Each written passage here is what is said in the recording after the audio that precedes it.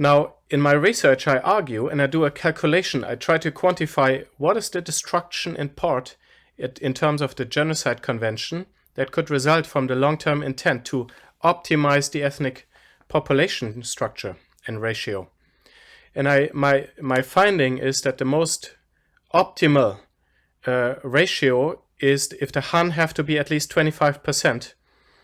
And if they achieve this within 20 years, by 2040, to get at least 25% Han population share in southern Xinjiang, then they have to reduce Uyghur population growth as follows. The most ideal scenario is that instead of allowing the ethnic population in southern Xinjiang, if they would not interfere, if the population growth continued at the average increase between 2010 and 17, sort of before the dramatic crackdown, the ethnic population in southern Xinjiang would increase from currently 9.5 million to 13 million, 13.1 million. But in order to achieve a 25% Han population share, the most likely scenario is that they will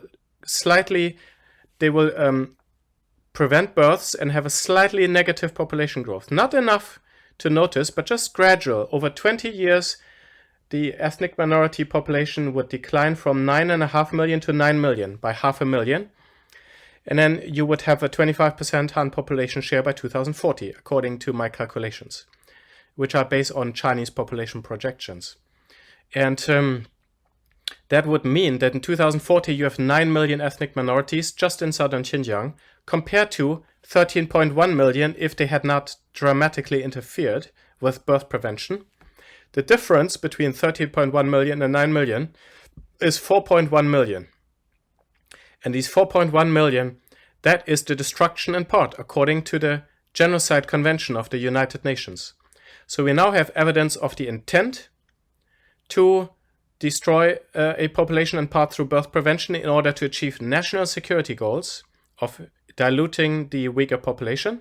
And we can roughly quantify this destruction in part as quite possibly around 4 million, between 3 and 4 million, which is up to 31%, up to 1/3 of the current ethnic minority and Uyghur population in southern Xinjiang.